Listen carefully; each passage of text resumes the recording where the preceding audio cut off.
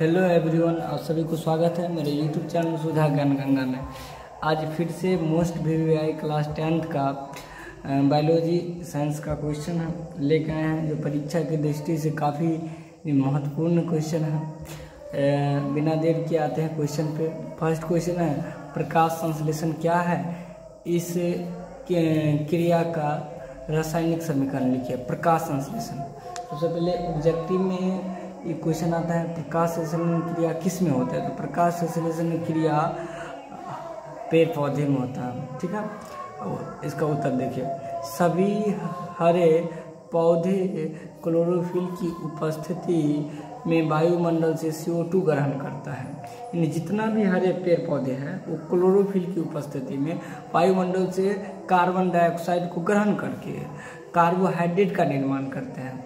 जब वो carbon dioxide को ग्रहण करता है तो ग्रहण करने के बाद कार्बोहाइड्रेट का निर्माण करते हैं, और इसी प्रक्रिया को प्रकाश संश्लेषण की क्रिया कहते हैं।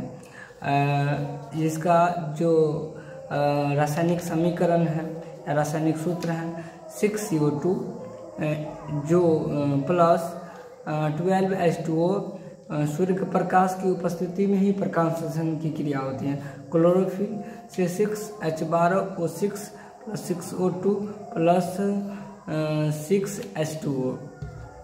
नेक्स्ट क्वेश्चन है, समजात अंग से आप क्या समझते हैं?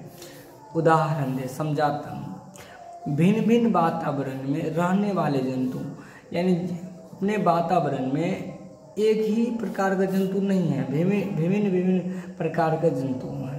वो जंतुओं में कुछ जो अंग ऐसे होते हैं जो संरचना एवं उत्पत्ति की दृष्टिकोण से समान होते हैं। इस प्रकार के अंगों को समजात अंग कहते हैं, जैसे मेढक, पक्षी, बिल्ली तथा मनुष्य।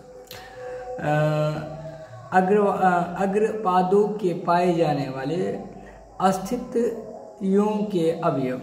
इसका मतलब ये हुआ, जैसे कुत्ते का जो पाँव होता है दो, हमारे भी दो पाँव हैं, 4-5 उंगली हैं, उसको भी 5 उंगली हैं।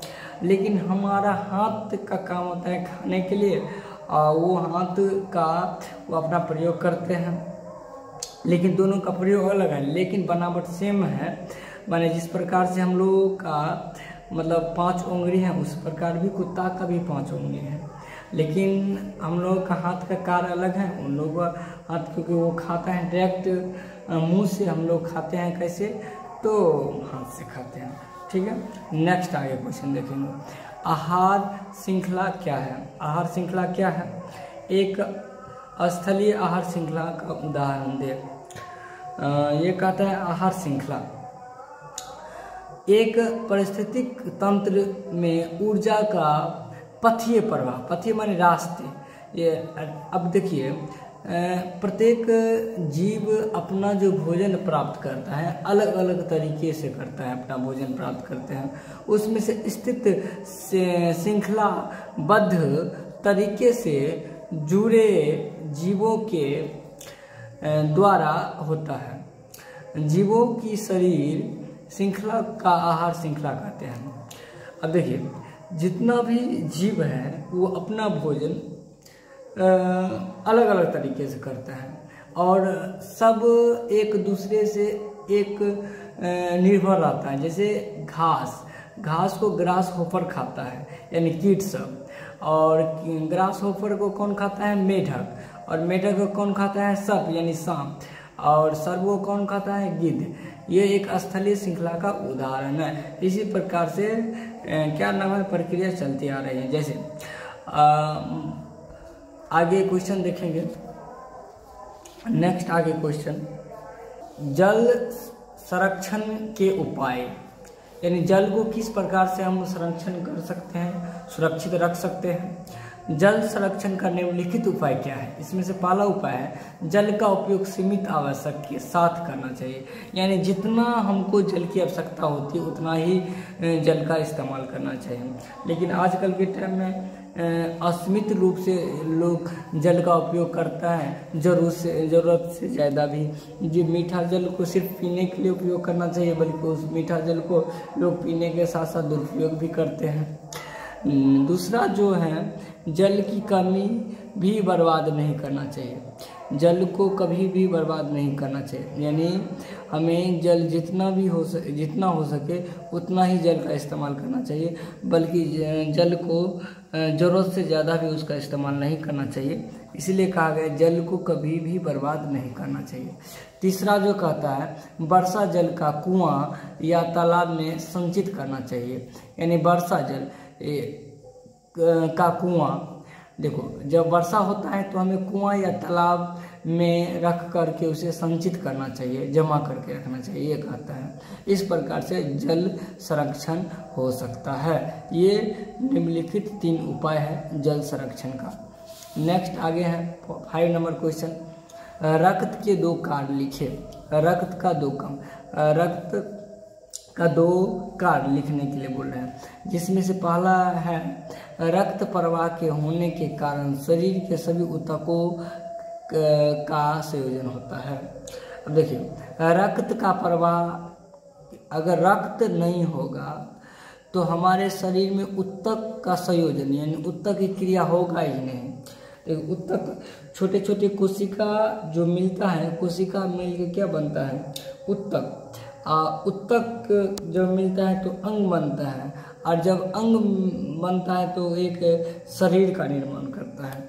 इसी प्रकार रक्त का प्रवाह के होने से ही शरीर के सभी जो ऊतक का संयोजन होता है। अगर रक्त का प्रवाह नहीं होगा तो शरीर के जितना भी ऊतक है उसका संयोजन होगा ही नहीं। दूसरा जो है वह है, रक्त में उपस्थित हीमोग्लोबिन ऑक्सीजन के संयोग, यानी हमारे रक्त में जो हीमोग्लोबिन है वो ऑक्सीजन के साथ संयोग यानी मिल करके हीमोग्लोबिन बनाता है, और जिसके कारण से ऊर्जा प्राप्ति होती है।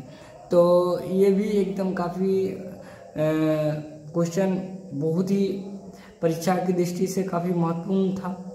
अब नेक्स्ट देखेंगे, श्वसन एवं दहन में 2 अंतर स्पष्ट करें।